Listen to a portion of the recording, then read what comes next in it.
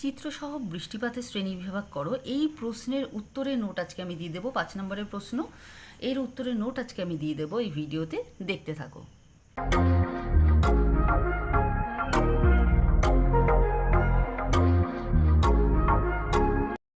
দেখো, প্রশ্নটা আগে ভালো করে বুঝে নিতে হবে। চিত্রসহ বৃষ্টিপাতের শ্রেণীবিভাগ করো। দেখো, 3 ধরনের বৃষ্টিপাত হয় পরীক্ষার সময়। খুব কম সময় 3টে বৃষ্টিপাত একসাথে 5 নম্বরে আছে। সাধারণত আলাদা আলাদা করে পরীক্ষা আসে। হয়তো দেখা গেলো বললো পরিচলন বৃষ্টিপাত সম্পর্কে লেখো, 3 নম্বরে আসলো। শৈলতকে বৃষ্টিপাত সম্পর্কে লেখো, 3 নম্বর। ঘূর্ণবাদজনিত বৃষ্টিপাত সম্পর্কে লেখো, 3 নম্বরে। তাহলে 3 নম্বর করে 3টে প্রশ্ন এখানে কভার হচ্ছে। তাছাড়া যদি 3টে একসাথে কোনোভাবে পরীক্ষায় চলে আসে, সেটাও তোমরা পেয়ে যাচ্ছ। তাহলে নোটটা দেখো, এইভাবে লিখতে শুরু করবে। আচ্ছা, যদি পরিচালন বৃষ্টিপাত আসে তাহলে ওই অংশটুকু শুধু লিখবে। শৈলক্ষেপ বৃষ্টিপাত আসলে সেই অংশ, এবং ঘূর্ণবাদজনিত বৃষ্টিপাত আসলে সেই অংশ নোটেই তোমরা দেখতে পাবে।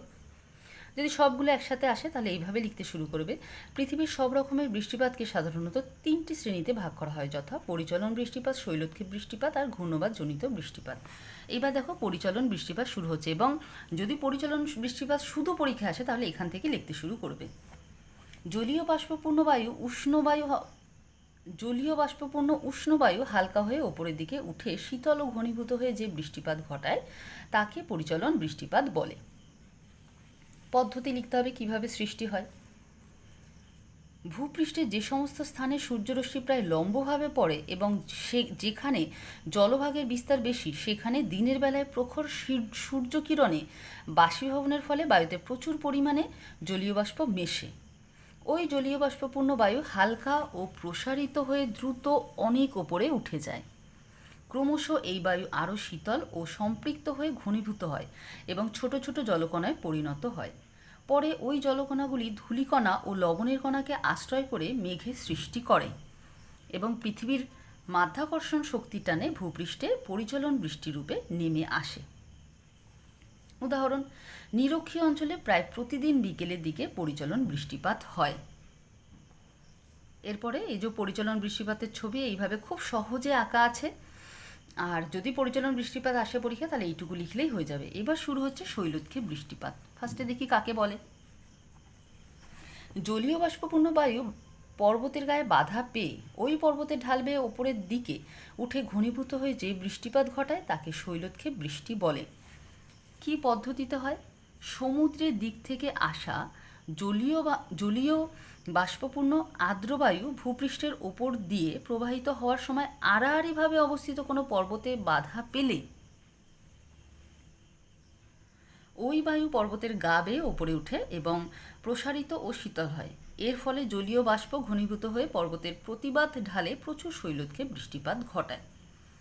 উদাহরণ রয়েছে, আরব সাগরের ওপর দিয়ে আসা জলীয় বাষ্পপূর্ণ আর্দ্র দক্ষিণ পশ্চিম মৌসুমী বায়ু পশ্চিমাঘাট পর্বতের পশ্চিম ঢালে প্রচুর পরিমাণে শৈলক্ষেপ বৃষ্টিপাত ঘটায়। এখানে দেখো শৈলক্ষেপ বৃষ্টিপাতের ছবি রয়েছে। ছবি সোজা আছে, খুবই সোজা আছে। যদিও কারোর মনে হয় কঠিন, তাহলে ছবি বাদ দিয়ে দেবে, আঁকার দরকার নেই, কিন্তু আঁকলে ভালো। এরপরে ঘূর্ণবাদজনিত বৃষ্টিপাত। আচ্ছা, শৈলক্ষেপ বৃষ্টিপাত আলাদা করে আসলে ওই পয়েন্ট থেকে শুরু করে এই পর্যন্ত লিখলেই হবে। এবার ঘূর্ণবাদজনিত বৃষ্টিপাত। ঘূর্ণবাদজনিত বৃষ্টিপাতকে দুভাগে ভাগ করা হয়: ক্রান্তীয় ঘূর্ণবাদজনিত বৃষ্টিপাত, নাতিশীতোষ্ণ ঘূর্ণবাদজনিত বৃষ্টিপাত। এই পয়েন্টটা একটু বড়, যেহেতু দুটো ভাগ হয়েছে, তবে প্রত্যেকটা পয়েন্ট ছোট করেই আছে। প্রথম পয়েন্টে রয়েছে ক্রান্তীয় ঘূর্ণবাদজনিত বৃষ্টিপাত। ক্রান্তীয় অঞ্চলের কোনো স্বল্প পরিসর স্থানে হঠাৎ উষ্ণতা বৃদ্ধির ফলে প্রবল নিম্নচাপের সৃষ্টি হলে আশেপাশের উচ্চচাপ অঞ্চল থেকে শীতল ও ভারী বায়ু নিম্নচাপের কেন্দ্রের দিকে কুণ্ডালাকারে ছুটে আসে। এই শীতল বায়ু কেন্দ্রে প্রবেশের পর উষ্ণ হয় ও প্রবল বেগে ঘুরতে ঘুরতে ওপরে উঠে শীতল ও ঘনীভূত হয়ে এই প্রকার বৃষ্টিপাত ঘটায়। উদাহরণ কি? 2019 সালে ফণী ক্রান্তীয় ঘূর্ণবাতের উদাহরণ। ছবিটা দেখো, খুবই সোজা আছে। এই যে ছবি, ক্রান্তীয় ঘূর্ণবাতের বৃষ্টিপাত। আর দ্বিতীয় পয়েন্ট, নাতিশীতোষ্ণ ঘূর্ণবাতজনিত বৃষ্টিপাত। নাতিশীতোষ্ণ অঞ্চলের কোনো স্থানে নিম্নচাপ তৈরি হলে ক্রান্তীয় অঞ্চলে জলীয় বাষ্পপূর্ণ উষ্ণ বায়ু এবং মেরু অঞ্চলে শীতল ও শুষ্ক বায়ু নিম্নচাপ কেন্দ্রের দিকে অনুভূমিকভাবে পরস্পরের অভিমুখে ছুটে আসে। এর ফলে আলোড়নের সৃষ্টি হয় ও উষ্ণ বায়ু হালকা হওয়ায় শীতল বায়ুর উপরে উঠে যায়। উষ্ণ বায়ুর মধ্যে থাকা জলীয় বাষ্প শীতল বায়ুর সংস্পর্শে এসে ঘনীভূত হয়ে এই ধরনের বৃষ্টিপাত ঘটায়। উদাহরণ, শীতকালে মাঝে মধ্যে মধ্য অক্ষাংশের দেশগুলিতে এই ধরনের বৃষ্টিপাত হয়। এর ছবি আরও সহজ, দেখো।